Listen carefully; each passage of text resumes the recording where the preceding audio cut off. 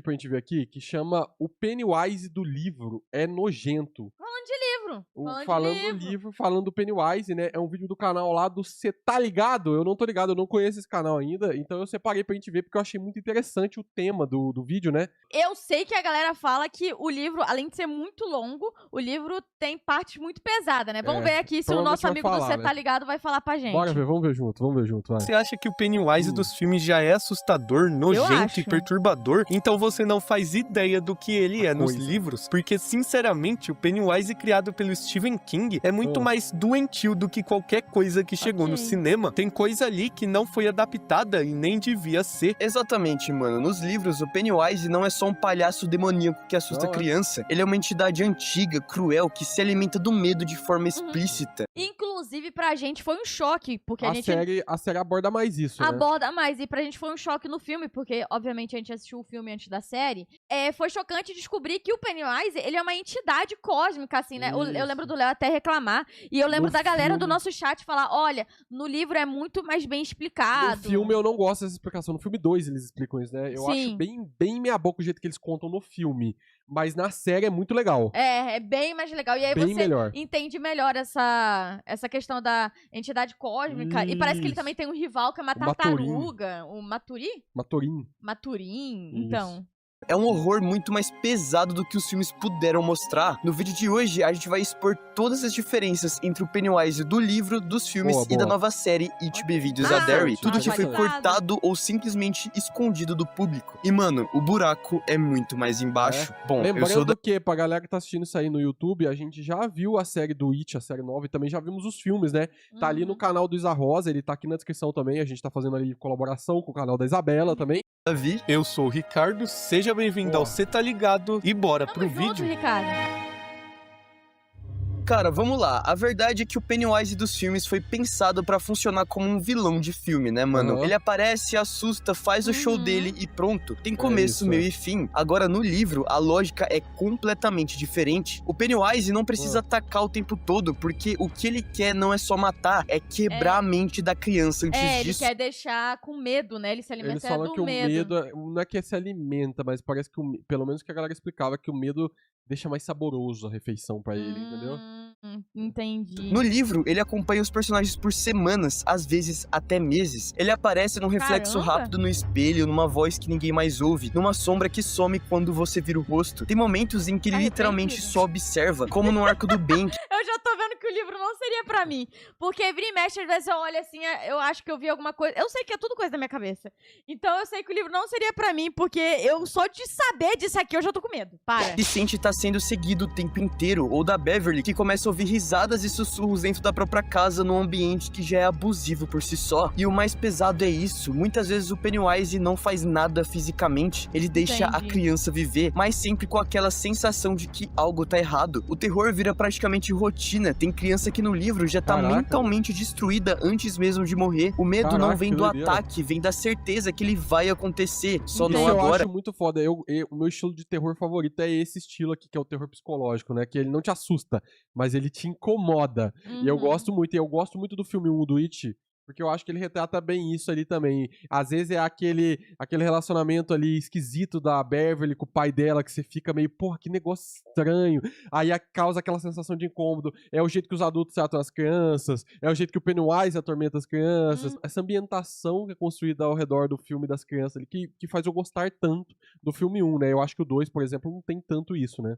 E isso é muito mais cruel do que qualquer jump scare que o filme apresenta. E quando você compara isso com os filmes, mano, a diferença fica absurda, porque no cinema o Pennywise quase sempre funciona assim, ele aparece, se transforma, dá o susto máximo possível e já parte pro confronto. A cena do projetor, por exemplo, ou a do banheiro com a Beverly, são impactantes, mas tem uma coisa em comum, elas se resolvem ali, acabou a cena, acabou o terror. No livro não, Pennywise se infiltra na cabeça da criança, o George antes de morrer já sente que tem algo errado naquele palhaço, mas não consegue fugir, o medo é construído aos poucos, camada camada por camada. Já nos filmes, o terror é imediato, mais físico, mais cinematográfico. Funciona pra assustar, claro, mas perde completamente essa tortura psicológica prolongada. O Pennywise dos filmes é um predador rápido. O do livro é um stalker sobrenatural que transforma a infância inteira num inferno antes mesmo de matar. Outra diferença gigantesca e que quem só viu os filmes nem passa perto de entender é como o Pennywise não age sozinho no livro. Porque nos filmes, os adultos são basicamente ausentes, desligados, quase NPCs, tá ligado? Isso era uma coisa que a gente até percebeu quando a gente assistiu o filme, né?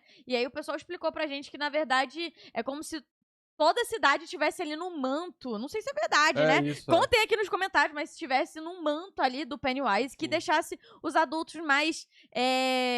Ele influencia a cidade inteira. Exato. Como se os adultos já fossem ali realmente mais predispostos a serem ausentes, enfim, a serem esquisitos. Eles não veem, não ouvem, não participam. Parece que o mal existe só quando o palhaço aparece em cena, mas no livro, meu amigo, a coisa é muito mais podre. O Pennywise influencia diretamente os adultos de Derry pra não agirem, pra fingirem que não estão vendo nada. A polícia ignora desaparecimento de crianças como se fosse rotina. Professores, vizinhos e pais percebem sinais claros de abuso e violência, mas escolhem virar o rosto. Um exemplo pesado disso é o pai da Beverly. Todo mundo sente que tem algo de errado ali. O clima é doentio, sufocante, mas ninguém intervém. A cidade inteira entra num estado de negação, e o mais assustador é isso: todo mundo sabe que tem algo de errado, só que o Pennywise empurra essa sensação pra debaixo do tapete. Ele não precisa aparecer com presas ou dentes, ele só precisa garantir que quando uma criança pede ajuda, ninguém vai responder. No livro, fica claro que o Pennywise não é só um monstro que mata, ele é uma força que transforma uma cidade inteira em cúmplice. Ele cria um ambiente onde a violência contra crianças vira normal, onde tragédias são esquecidas rápido demais. Pennywise não mata sozinho, ele usa Derry como arma. Cara, tem uma cena específica em It que sozinha já deixa essa diferença entre livro e filme escancarada, que é o assassinato do Adrian Mellon, porque muita gente viu It capítulo 2 e achou pesada aquela abertura, mas aquilo ali é só a versão cortada do que realmente acontece no livro. No livro de Stephen King, o Adrian não morre por causa do Pennywise, ele morre por causa das pessoas. O espancamento é muito mais brutal do que foi mostrado, ele é quase morto na frente do namorado, jogado da ponte como se já tivesse morrido. E enquanto ele tá ali agonizando, machucado, sem conseguir se mexer direito, é que o Pennywise aparece, e ele não aparece como um monstro correndo pra matar rápido, ele aparece pra zombar, pra fazer piada, pra seduzir o Adrian com aquela falsa sensação de ajuda, como se dissesse: eu posso acabar com isso pra você. O Pennywise literalmente se alimenta daquele momento de extrema vulnerabilidade, do ódio humano que já destruiu o corpo da vítima. Essa cena é pesada no filme também, né, que a parte do... que os caras são homofóbicos, que eles batem no cara, né, por ele ser gay e tal, é muito pesado no filme também, é horrível. É horrível. E quando eu sei dessas coisas do livro, por exemplo, me dá vontade de ler o livro, mas ao mesmo tempo me dá vontade de não ler, sabe? Me dá curiosidade. Mas aí eu sei que, sabendo que é mais pesado ainda do que no filme, não sei, eu tenho medo do que eu vou encontrar lá, sabe? E, mano, a morte é lenta, consciente, cruel e acontece na frente da única pessoa que o amava, que é forçada a assistir sem poder fazer nada. Isso deixa claro que no livro o Pennywise não cria o mal humano. No filme, ele é só mais um vilão abrindo longa. No livro, o Pennywise é um predador oportunista que espera o pior momento possível pra agir. E essa cena do Adrian Mellon fica ainda mais pesada quando você entende de onde ela vem, porque no livro ela não existe só pra chocar, ela é baseada em um assassinato real. Stephen King se inspirou diretamente no caso do Charlie Howard, um jovem gay que foi espancado por adolescentes homofóbicos e jogado de uma ponte em Bangor em 1984. E quando você lê essa cena sabendo disso, tudo muda de peso. Quando você compara isso em It capítulo 2, dá pra entender porque essa camada é mais pesada, o espancamento é mais curto, menos sufocante, e o Pennywise entra rápido demais, quase assumindo o protagonismo da tragédia. No livro, essa sensação é muito mais desconfortável, porque você entende que aquilo já aconteceu na vida real, que não é fantasia, que não é só terror, sabe?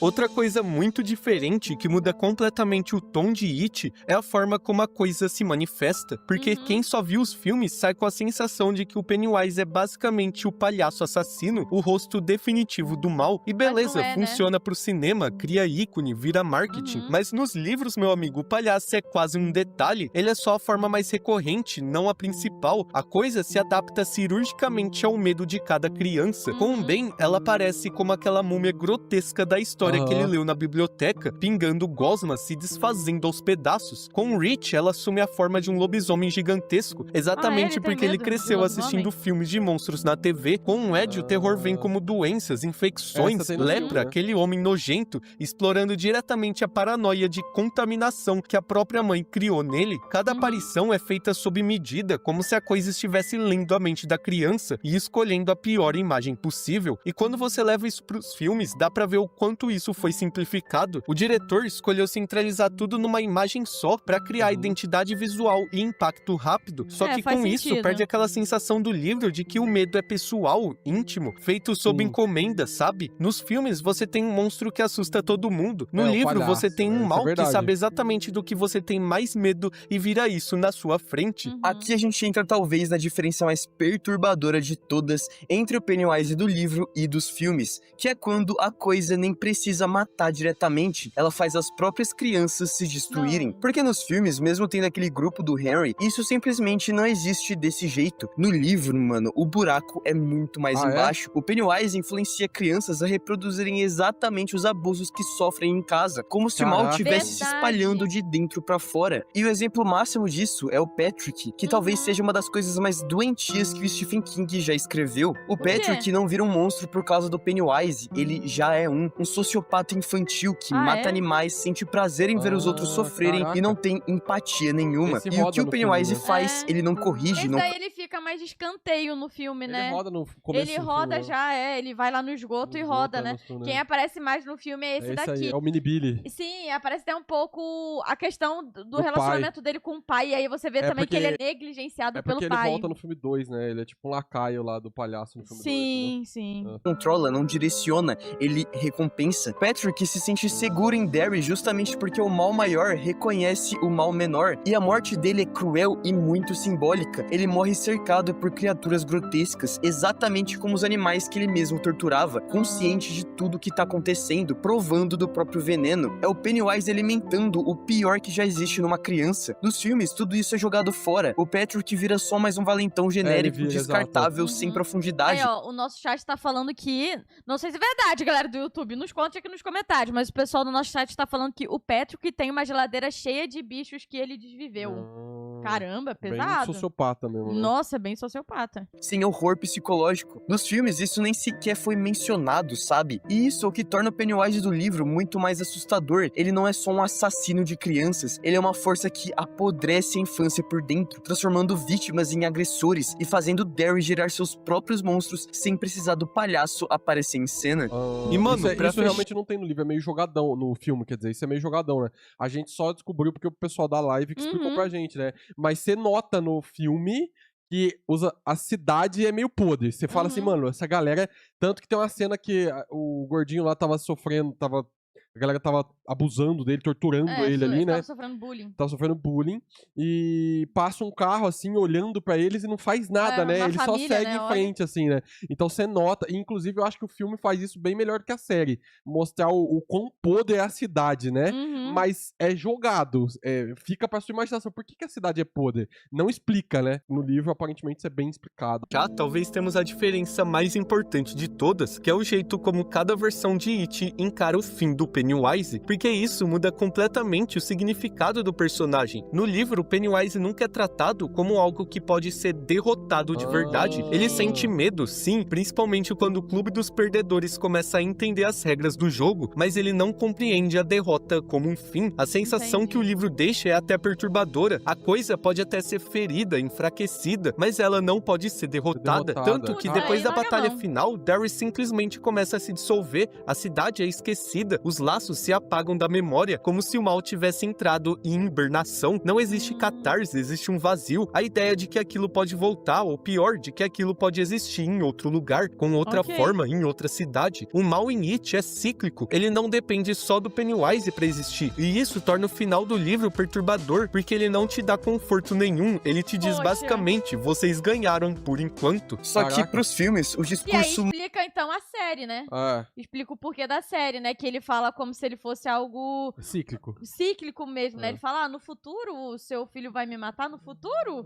No passado? Não sei, ele brinca com isso, né? Muda completamente. Em It capítulo 2, o Pennywise é humilhado, encolhido, reduzido a uma criatura patética que implora pela própria vida antes de morrer. É um final fechado, direto, quase perfeito. O mal é vencido, os personagens seguem em frente. Nós saímos do filme aliviados. Funciona como espetáculo, claro, mas transforma uma entidade cósmica num vilão descartável. E a série It Bem-vindos a Derry entra pra provar isso. O Pennywise sabe que vai ser derrotado. Na cena do episódio final, quando ele aparece preparando o terreno décadas antes dos eventos do filme, fica claro que ele entende que vai ser derrotado pelo Clube dos Otários. E é justamente aí que o livro se separa de vez dessas versões, porque no livro o Pennywise entende que aquele ciclo vai acabar, que aquelas crianças, especificamente aquelas, vão conseguir enfrentá-lo, mas isso nunca é tratado como um fim do mal, é só o fim de uma rodada. No fim, é por isso que o Pennywise dos livros é infinitamente mais perturbador do que qualquer adaptação pro cinema ou streaming. Ele não depende de jumpscare, não depende de cena impactante, não depende nem de aparecer. Ele age no tempo, na mente, no suspense. O Pennywise do livro não termina quando os créditos sobem, ele fica com você. E quando uma história de terror começa a se confundir com a realidade, ela deixa de ser só entretenimento e vira algo realmente perturbador.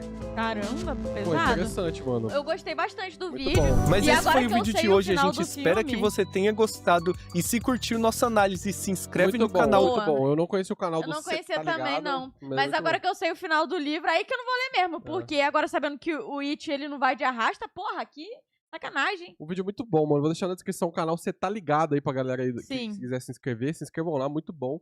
Dá até vontade de ler o livro também. Eu gosto muito da temática ali do O Léo do gosta. It. Você falou que ia ler quando você Eu viu falei, o eu filme. não Aí li. ele desistiu quando descobriu que eram Isso que ele nem muitas falou, páginas. aparentemente, da cena lá das crianças, da caverna também. lá, que é Não, um da bagulho Beverly, bizarro. né? Com Mas eu os também não outros vou entrar nesse otários. mérito aqui não, porque o YouTube não vai querer. E Eu também também porque não é quero. estranho pra gente. Exatamente. É estranho até pro Stephen King, inclusive, né? Inclusive a galera taxa ele por isso, que é meio perturbador. Ele tem um negócio meio esquisito, né? Né? Mas é isso. Muito bom o vídeo.